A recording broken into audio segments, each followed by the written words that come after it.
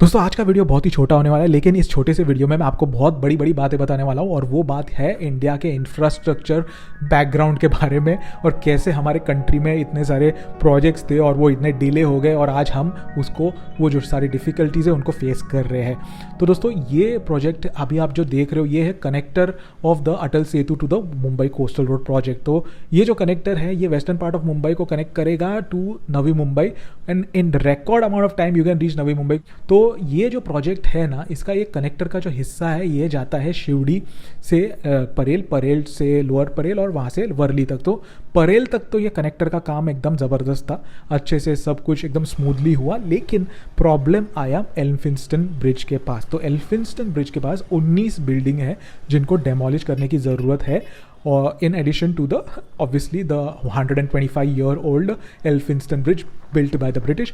तो यहाँ के लोग नहीं चाहते कि उनके बिल्डिंग डिमोलिश हो, क्योंकि उनको जो कॉम्पनसेशन प्रशासन दे रहा है वो उनको ऐसे लगता है कि वो कम है। उनको कॉम्पनसेशन मिल रहा है मार्केट रेट के हिसाब से, यानी आज का जो मार्केट रेट है वो यहाँ का 35,000 टू 42,000 है, specially for this area, because this is a low lying area. यहाँ पे पानी जमता है, बहुत सारे इश्यूज़ है। बाकी के आजू बाजू के एरियाज़ में थोड़ा सा ज़्यादा हो सकता है market rate, but this is a kind of an very old kind of outdated kind of area. तो उस हिसाब से ये market rate is fluctuates around 35 to 42,000 per square feet. तो यहाँ पे most of the houses in these buildings is 100 square foot in size। तो if you multiply that then you get the amount of 35 lakhs to 40 lakhs। किन किन लोगों को तो 1 crore तक भी मिल रहा है depending upon the area they have, but still they don't want it, because उनको ऐसे लगता है कि आजू बाजू के जो बिल्डिंग्स है लोअर परेल में, जैसे बड़े बड़े टावर्स है, कमर्शियल एंटरप्राइजेज है, तो उनके रेट के हिसाब से उनको करोड़ों रुपए मिलने चाहिए for their unit. So the प्रशासन, ये जो प्रशासन है वो रेडी नहीं थे to shell out so much money. इसी वजह से ये प्रोटेस्ट हो रहे हैं, and some of the residents are saying that ये जो ब्रिज है 125-year-old ब्रिटिश ब्रिज, ये बहुत ही परफेक्ट है, फिट है, फाइन है, इसको डिमोलिश करने की ज़रूरत नहीं है, इट इज़ वेरी सेफ। लेकिन वो ये बात भूल रहे कि कुछ साल पहले यहाँ पे परेल रेलवे स्टेशन के पास में एक पुराना ब्रिज हुआ करता था जो गिर गया, जो रेलवे ओवर ब्रिज था, और वहाँ पे बहुत लोगों की जान गई थी। और यही सेम लोग तब प्रोटेस्ट कर रहे थे कि यहाँ पे प्रशासन ने अटेंशन नहीं दिया, उसको बनाया नहीं, ये वो। तो ऐसे दोनों तरफ से लोग बोलने वाले होते हैं, but I am not blaming anyone, I am not blaming the people, I am not blaming the government. तो मैं ये बता रहा हूँ कि this reflects the infrastructure projects in every part of our country. तो यही होते आ रहा है, यही होते रहेगा अगर हमारी जो गवर्नमेंट है, हमारा जो प्रशासन है, वो उसको ये जो फ्रेमवर्क है इसको चेंज नहीं करती। क्योंकि अभी फ़िलहाल का जो फ्रेमवर्क है उसमें होता ये है कि सबको खुश करना पड़ता है, right from the middle man to the bureaucrat. सारे लोगों को खुश करने के बाद कुछ यहाँ पे वो प्रोजेक्ट्स यहाँ से बनते हैं। So I'm not pinpointing it to any specific people or person. I'm telling you from a very generalized perspective that this is what is being happening। and यहाँ पे जो developers होते हैं उनको साष्टांग नमस्कार करने जैसे लगता है, because I can't imagine the level of dirt that they have to go through।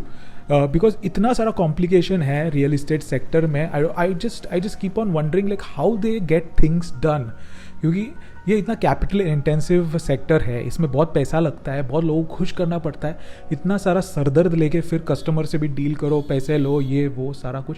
तो ये सारा कुछ देख के मुझे ऐसा लगा कि आज का ये वीडियो, ये एग्जाम्पल देख के आपको बताना चाहिए कि हो क्या रहा है। तो anyways, coming back to the topic, तो बॉम्बे हाई कोर्ट का रिसेंटली डिसीजन आया कि ये जो ब्रिज है इसको डिमोलिश करना चाहिए, and it is not safe, because यहाँ पे स्टडीज़ हो चुके हैं एंड ऐसा पता चला है कि ये ब्रिज कभी भी गिर सकता है। तो that's why it needs to be demolish. Now as far as the people here are concerned, उनके लिए भी एक अच्छा डिसीजन ये आया है कि उनको भी यहीं पे रीलोकेट, यानी उनको कहीं और जाने की ज़रूरत नहीं, यहीं पे उन 19 बिल्डिंग का एक क्लस्टर रीडेवलपमेंट प्लान बनने वाला है, जिससे कि उनको एक ही या एक सोसाइटी में या बिल्डिंग में अकोमोडेट कर दिया जाएगा। ना hopefully those people don't try to extort the prashashan or the government more, because there are some people who may try to protest for individual redevelopments, which is another big headache for the development authorities। वो बात कहीं ना कहीं वो ठीक भी है, पर sometimes it gets a bit out of hand and people start to demand more than what they should ideally get. And also हमारा जो इंफ्रास्ट्रक्चर है मुंबई का, उसको बेटर करने की तरफ हमको ज़्यादा ध्यान देना चाहिए, rather than looking at the interests of a smaller group of population. So this is where countries like China overtake India by a huge margin, because China में एक अलग ही गवर्नमेंट है, यानी आप कह सकते हो वहाँ पे डेमोक्रेसी तो है ही नहीं, वहाँ पे एक रेजीम है which only cares about development of the country and at a very breathtaking speed.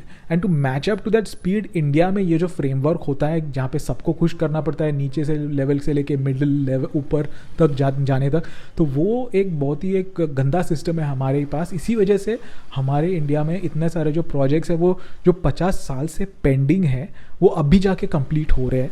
And अगर ये गवर्नमेंट चेंज नहीं होती तो मेरे ख्याल से वो अभी तक भी वो बनते नहीं, क्योंकि मुंबई कोस्टल रोड में भी बहुत सारे प्रोटेस्ट हुए थे, बहुत सारे लोग अपोज कर रहे थे, मेट्रो के लिए अपोज कर रहे थे. तो they didn't want any kind of infrastructure to touch Mumbai apart from the local railway stations and the local BST buses. तो इसके लिए मैं यही कहता हूँ कि इंडिया में हमारे प्रशासन को ये खास ध्यान देना चाहिए कि when it is a matter of national interest these things should be speeded up. ये आगे जाके ऐसे डेडलाइंस एंड ऑल को मिस करना and all, this leaves a very bad impression in the minds of foreign investors who are very keen on investing in India's real estate. तो इसके वजह से foreign portfolio investor, foreign investor वो सोचता है कि मैं इस झमेले में नहीं फंसना चाहता, इससे अच्छा मैं कहीं और कंट्री में इन्वेस्ट कर देता हूँ, जैसे अपना वियतनाम हुआ, मलेशिया हुआ, चाइना हुआ, वहाँ पे मैं करता हूँ तो वहाँ पे एटलीस्ट ये हेडेक नहीं होगा. तो this is what I specifically made this video for, using this example of this connector which may look like a small 4.5 kilometer connector, but इसमें बहुत सारा कुछ सीखने जैसा है.